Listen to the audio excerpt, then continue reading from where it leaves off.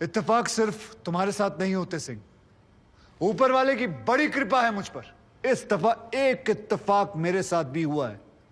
Bye God, मजा आएगा। पंडित जी को लाइए, लाइए जल्दी।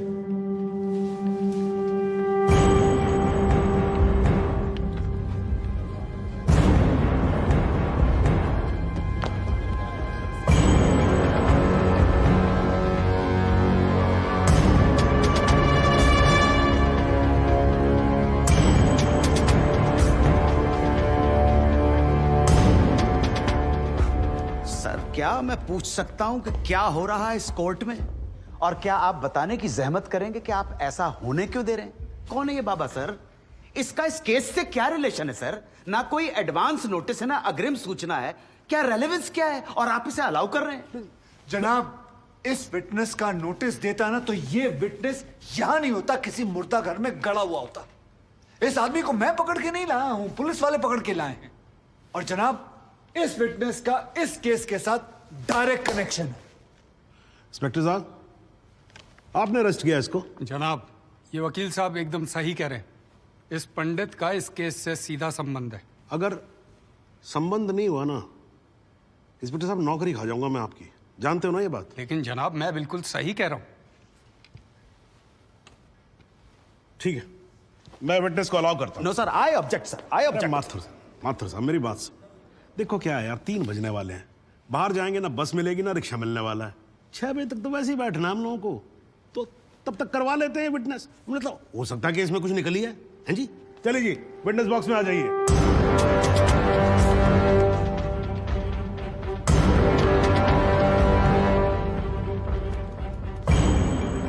नमस्कार पंडित जी, क्या हाल है आपका?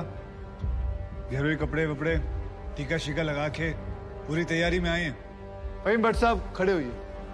कोर्ट को बताइए कि इन पंडित जी का नाम क्या है? मोहम्मद इकबाल खादरी। हैं जी? मोहम्मद इकबाल खादरी। मोहम्मद इकबाल कादरी। इसको कहां से अरेस्ट कर लिया जी आपने? जनाब, मथुरा से 1 साल से वहां छुपा हुआ था, साधु का भेष बनाकर। ये तो कमाल हो गया। जज साहब, इंस्पेक्टर महोदय झूठ बोल रहे हैं। हमारा नाम इकबाल कादरी नहीं है, हमारा नाम तो रामकृष्ण सारस्वत है। हम तो निरीह ब्राह्मण हैं, ब्रह्मचारी हैं। हाँ, जम्मू के रहने वाले हैं, उस वजह से भाषा में थोड़ी कश्मीरी झलक है, लेकिन हम वो नहीं है जो बताया जा रहा है। ये देखिए हमारा आधार कार्ड और voter ID card. Om Prakash ji, जरा लेके आओ उसे। लाओ जरा, फटाफट लेके आओ। जनाब, ये पंडित सरासर झूठ बोल रहा है। इसने पुलिस को खुद स्टेटमेंट दिया है, जिसमें इसने खुद कहा कि ये इकबाल कादरी है। कंधे के ऊपर उत्तर प्रदेश पुलिस के 2 स्टार लगा रखे। इतना मालूम नहीं है कि पुलिस को दी गई स्टेटमेंट कोर्ट में एडमिसेबल नहीं है। जनाब, ये इंसान एक ट्रेन्ड मिलिटेंट है। नकली आधार कार्ड बनाना कोई मुश्किल काम नहीं है, आप अच्छी तरह जानते हैं। और फहीम भट्ट भी इसको आइडेंटिफाई कर चुके हैं। सर, ये अपनी आइडेंटिटी छुपा रहा है। श्रीमान यहाँ आइडेंटिटी छुपा नहीं रहा है, अपनी आइडेंटिटी बता रहा है। कैसे बताएगा अपनी आइडेंटिटी? हम सब कैसे बताएंगे सर? आप सुंदरलाल त्रिपाठी हैं, मैं प्रबोध माथुर हूँ, ये पंडित जी हैं कानपुर वाले। कैसे पता पड़ेगा? किसी आधार कार्ड से, राशन कार्ड से या पासपोर्ट से। सबूत आपके सामने है सर, संदेह की कोई बात ही नहीं। और वैसे बता दूं सर, निवेदन कर रहा हूं, ये जो पंडित जी है ना, ये ऑलरेडी झूठा गवाह पेश कर चुके हैं। बार एसोसिएशन ने इनका लाइसेंस रद्द कर दिया। चंद घंटों के मेहमान है ये वकीलगिरी से सर, इनकी बात को सीरियसली नहीं लिया जाए। माथुर साहब, चंद घंटे तो है ना, लड़ लूं ना तब तक तो लड़ सकता हूं ना। जॉली साहब, ये देखो यार, कोर्ट में लड़ने वड़ने की बात मत करो आप। नहीं, माथुर साहब एकदम ठीक बोल रहे हैं। मुझे लगता है पुलिस से कोई गलती हो गई है। बाबा जी सॉरी, आप जा सकते हो। एक मिनट जॉली जी, आप वहीं रुके। एक मिनट सर, मैं आपसे हाथ जोड़ के विनती करता हूँ, मैं इससे कुछ सवालात करना चाहता हूँ। मैं बड़ी मुश्किल से इसको लेके आया हूँ। मैं एक मौका मुझे दे दीजिए। नहीं, आपने क्या कहा था? आपने क्या कहा था? अभी ऑटो बस कुछ नहीं मिलने वाला, एक मौका। 1 मिनट आप चिल्लाना बंद करोगे जरा? 2 मिनट चुप रहोगे आप? गलती हो, 2 मिनट चुप रहो आप।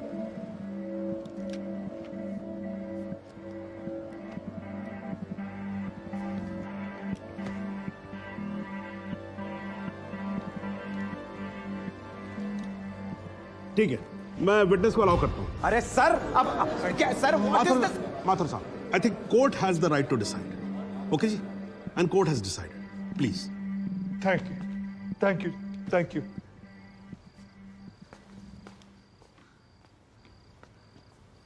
तो आप मेरी ब्राह्मण ब्रह्मचारी, तो फिर धर्म का बड़ा ज्ञान होगा आपको। अवश्य है। मैं भी कान्यकुब्ज ब्राह्मण हूं, वो भी जनेऊधारी। तो चलिए दो ब्राह्मणों के बीच में शास्त्रार्थ हो जाए। पूछिए क्या पूछना है। चलिए गायत्री मंत्र सुनाइए। ओम भूर्भुवस्व तत्सवितुर्वरेण्यम भर्गो देवस्य धीमहि धियो यो नः प्रचोदयात्। बहुत बढ़िया, पूरा नाम बताएं। रामकृष्ण प्रेमकृष्ण सारस्वत। धर्म? हिंदू। हिंदू धर्म में कितने वेद हैं? 4। नाम बताएं। ऋग्वेद, सामवेद, यजुर्वेद, अथर्ववेद। 4 युगों के नाम बताएं। सतयुग, द्वापर, त्रेता, कलयुग। वर्ण कितने हैं? 4। ब्राह्मण, क्षत्रिय, वैश्य, शूद्र। आपका वर्ण क्या है? ब्राह्मण। कौन से ब्राह्मण? गौर ब्राह्मण। कौन से गौर? सांदे गौर। गोत्र? शांडिल्य। प्रवार? वशिष्ठ। वेद? यजुर्वेद। उपवेद? बेतरियाणी। मुख? श्रीमुख। कुल देवता? सप्तसुरी। चरण? वाम। विश्वा? या अल्लाह, इससे आगे भी होता है। क्या कहा आपने? बिस्वा नहीं आपने- पता, नहीं- नहीं पता, बिस्वा नहीं पता। विश्वा से पहले क्या कहा? विश्वा से पहले क्या कहा इकबाल कादरी? लानत है तेरे पे इकबाल कादरी, लानत है। अब तो अल्लाह का नाम भी आ गया जुबान पे। अब तो सच बोल। देख तू कुछ भी कर ले, तू बचेगा नहीं। कब तक जिएगा झूठ की जिंदगी? अस्तगफिरुल्लाह।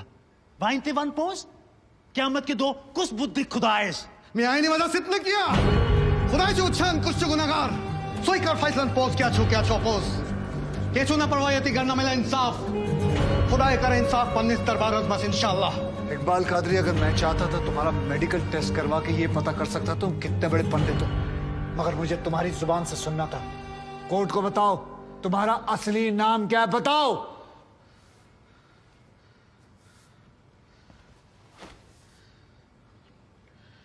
जज साहब, मेरा नाम मोहम्मद इकबाल कादरी है।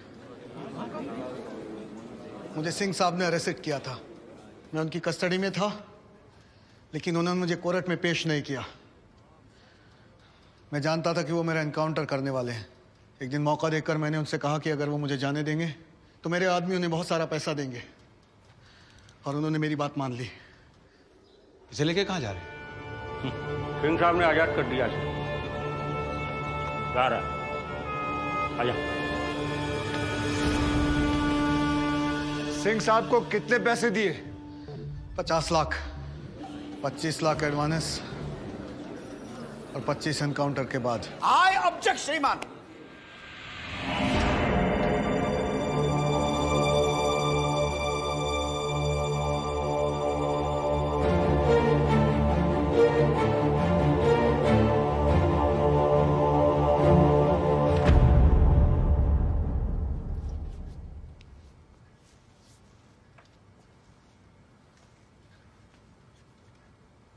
मुझे और कुछ नहीं कहना जनाब, मगर माथुर साहब की एक बात का जवाब जरूर देना चाहूंगा कि हमें सूर्यवीर सिंह चाहिए या फिर इकबाल कादरी। जनाब, हमें दोनों ही नहीं चाहिए। हमें ऐसे कादरी नहीं चाहिए जो बेगुनाह लोगों को मारना जिहाद समझते हैं, लेकिन हमें ऐसे सूर्यवीर सिंह भी नहीं चाहिए जो पैसों के लिए एक मिलिटेंट को छोड़ देते हैं और किसी बेकसूर की जान ले लेते हैं। मैं हिम्मती बहादुर पुलिस वालों को सलाम ठोकता हूं, झुककर सजदा करता हूं, लेकिन जिसके हाथ किसी बेकसूर के खून से रंगे हों, उसे मैं वही कहूंगा जो वो है, कातिल। और ऐसे राक्षसों से बच के रहिएगा माथुर साहब। किसी ने 25-30 लाख ज्यादा दे दिए तो क्या पता अगला इत्तेफाक आपके साथ हो जाए।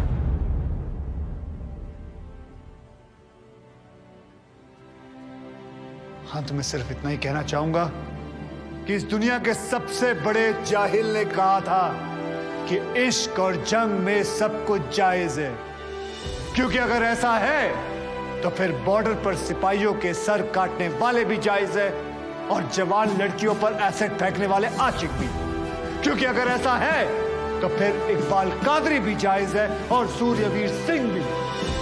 अब आप ही तय करें जनाब कि ये दोनों जायज है या फिर दोनों नाजायज।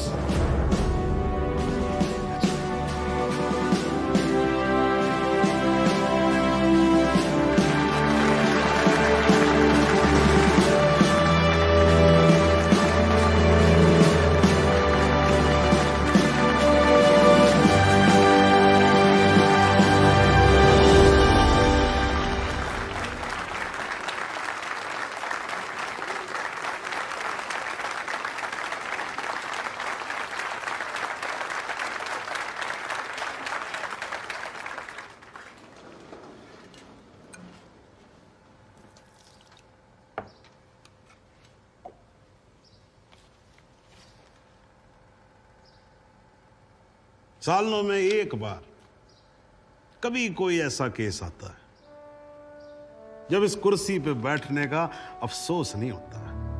नहीं तो जी मैं तो रोज ही कोर्ट आता हूं, बैठा रहता हूं कोर्ट के अंदर, घड़ी की तरफ देखता रहता हूं कि कब 6 बजे और कब मैं उठ के घर चला जाऊं। क्या करें जी, न्यायपालिका की हालत ही कुछ ऐसी है। ये देखो जी, ये अंधेरे बदबूदार कमरे जिन्हें कोर्ट कहा जाता है। भाई साहब, इसमें हम जैसे जजों का आने का मन नहीं करता। आम जनता की बात तो क्या करें। हाँ जी मात्र साहब, ठीक बोल रहा हूं ना मैं? ये मतलब 3 करोड़ से ज्यादा केसेस पेंडिंग है इस देश के अंदर, और कुल मिलाकर जज कितने? 21,000। यानी देखा जाए तो 1 लाख लोगों पर 1 जज। डेट पे डेट पड़ती रहती है। हाँ जी, लोग आते रहते हैं, हताश होकर घर जाते रहते हैं। लेकिन फिर भी आज भी हिंदुस्तान में जब कहीं 2 लोगों के बीच में झगड़ा होता है ना, कोई विवाद होता है, तो एक दूसरे से क्या कहते हुए पाए जाते हैं? I will see you in court. क्यों करते हैं भाई लोग ऐसा? हाँ जी, क्योंकि आज भी लोग भरोसा करते हैं, न्यायपालिका पे। उनको भरोसा होता है कि अगर सरकार उनकी बात नहीं सुनेगी, प्रशासन उनकी बात नहीं सुनेगा, पुलिस उनकी बात नहीं सुनेगी, तो कोर्ट सुनेगी उनकी बात, सुनेगी और न्याय देगी। इसलिए भाई साहब, इस कुर्सी पे बैठा मेरे जैसा हर आदमी, उसका यह कर्तव्य बनता है कि वो इस भरोसे को ना टूटने दे।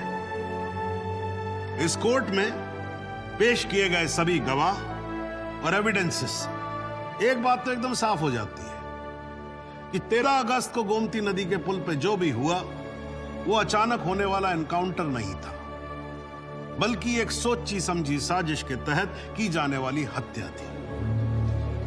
इसलिए ये कोर्ट इंस्पेक्टर सूर्यवीर सिंह और उनके सभी साथियों को आईपीसी सेक्शन 302, 201, 182 और 340 के तहत हत्या, एविडेंस मिटाने, कोर्ट को गुमराह करने और झूठे सबूत पेश करने का दोषी मानते हुए लाइफ इम्प्रिजनमेंट की सजा सुनाती है।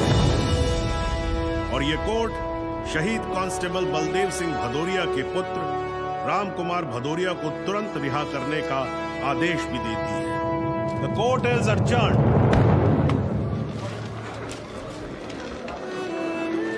बहुत बहुत मुबारक। थैंक